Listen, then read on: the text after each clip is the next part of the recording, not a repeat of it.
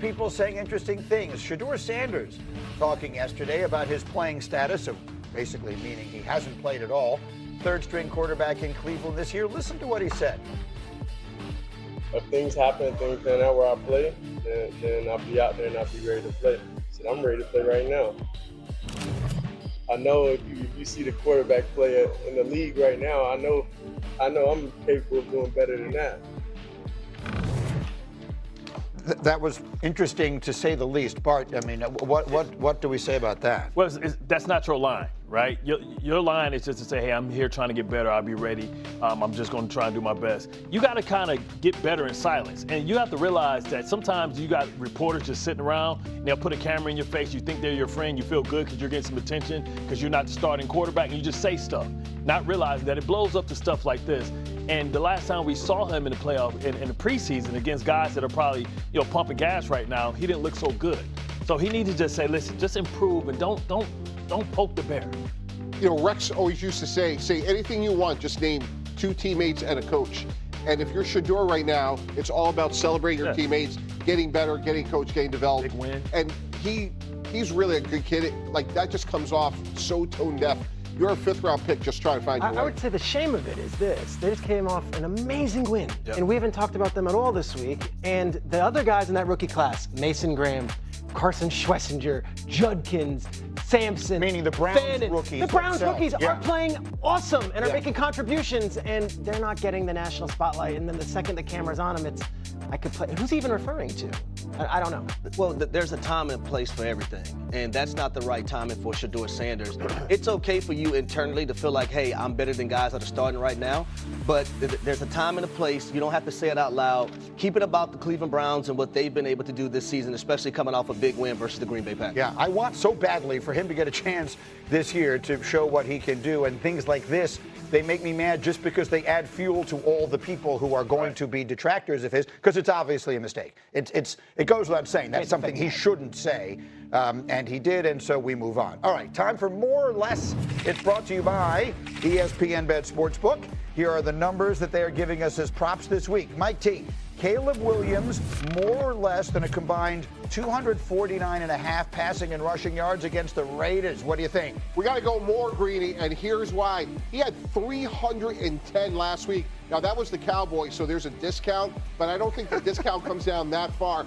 And when you look at the Raiders' defense, I would say it's moribund. It's not as bad as Dallas, but it's certainly not good. So I feel really good that Caleb's going to have another productive week. Harry, let's go to San Francisco. Christian McCaffrey, his total is 74.5 rushing yards this weekend. We go more or less. I'm going to go more because San Francisco, they're going to need more from Christian McCaffrey if they want to beat the Jacksonville Jaguars. Surprisingly, Greeny, I never thought going into week 4 we'll be talking about Christian McCaffrey not having a game over 70 yards rushing up until this point. Now, Jaguars sneaky good this year. This is a sneaky interesting game. All right, Bartholomew, Justin Herbert, 249.5 passing yards against the Giants. More if he can remember what time the game starts, according to Tannenbaum. When teams forget what time the game starts. He might have this by halftime. 10 a.m. Listen, the Giants defense has been like Burger King, man. You can get it your way, however you want it, man. Like, the biggest disappointment in New York has been the Giants defense that we thought were going to be like the 85 Bears. Yeah, so let me first off tell you that if you like those picks that we've just put together and you see them on your screen, we've made them a parlay at the ESPN Bet Sportsbook app. Look for the More or Less featured parlay on the homepage and in the parlay lounge. And the storyline in this game, of course, well, it's twofold. One, the Chargers are excellent, and Justin Herbert is playing great. The other side, of course, the Giants making the change to Jackson Dart. What is your sense? You're close to them. You hear and talk to them all the time. What is your sense? What should we be expecting with the rookie on the field? Hope, optimism, a lightness to that stadium. I think MetLife is going to feel as positive as it's felt in years just because of Dart's presence. Everything you hear from the Giants, great week of practice, super positive, vocal. These are things that might just sound like, flurries like of roses and rainbows, and then he gets sacked by Derwin James on the first play, and it all goes out the window. Doesn't matter. With him, Scatterboo, Neighbors getting the ball, maybe. Mm-hmm. We'd like to see Neighbors get the ball, Giants. Right. Okay, everyone watching, Giants? Is he going to play? Is he going to play? I think that's what they're thinking about here is, hey, we've been waiting for this guy. We've been waiting for this guy. It's been doom and gloom for 2 years. Finally, Jackson Dart's taking the field. At the very least, there won't be this feeling of misery and mirth over of MetLife on Sunday. So I think Jackson Dart, when it comes to the offensive system, fits it better with Mike Kafka and also Brian Dable being an offensive-minded head coach. It's about being decisive in your decision-making, getting the football out quick, being an extension of the run game, keeping the defense honest and giving them something else and making them play assignment football. I think also when you're going against a defense like the Los Angeles Chargers, utilizing tempo to the advantage of your offense and also for Jackson Dart. Make sure this man has positive plays, and for Jackson Dart, do not turn the football over. Take care of the football. Mike, I want you to share, you quoted Bill Parcells in our meeting this morning, because someone made the point here, and I will confess, I hadn't even really thought of it. But Daniel Jones playing as well as he is playing, some people might view that as an indictment on Brian Dable. And what was the point that you said that Parcells would make? Yeah, and the indice of organizational health is when your players leave your program, how do they do in other places? So obviously Daniel Jones this year, Xavier McKinney, obviously Saquon Barkley. It does not look good for the Giants when your players leave and play discernibly better. So that's a big concern. With that said, Greeny, I agree with what Peter said. When you talk to the Giants, it's a little bit like a Chad Pennington vibe. Jackson Dart has a lot of energy, and I think the defense part is going to play better because they feel like they have hope. And when you look at the way Russell Wilson ended that game in the red zone, it kind of felt like his career as a starter was over. That's why I think this week, I know the Chargers are the better team on paper.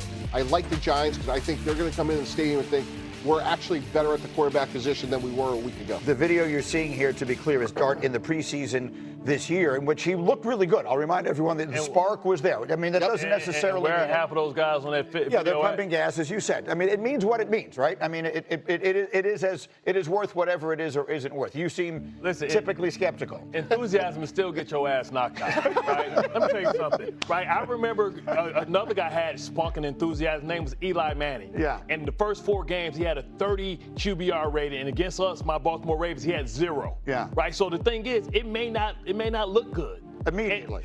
It didn't look good for the whole year. So how do you even evaluate if the kid can play? The reality of it is, when you get to week 5, that could be for the first overall pick. So if he don't win that game, he could be cutting himself.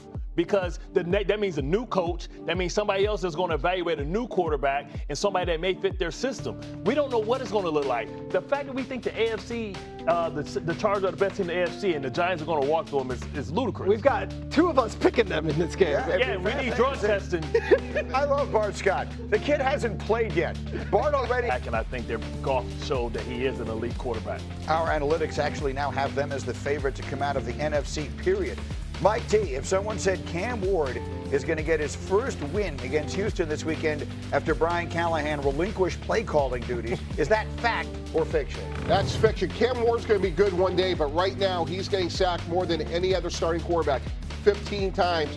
What's one thing Houston can do? They can sack the quarterback. This is a terrible matchup for Cam Ward and Tennessee. This is a get-right week for the Texans. And then finally, a battle of unbeatens in the NFC. The Eagles are a 3.5-point road favorite at Tampa. Peter, if I said the Eagles are on upset alert, fact or fiction? Absolutely fact. Tampa's gotten their number the last 2 times they've played. They have beaten them the last 2 times, whereas the rest of these NFC teams quiver in fear about the Eagles.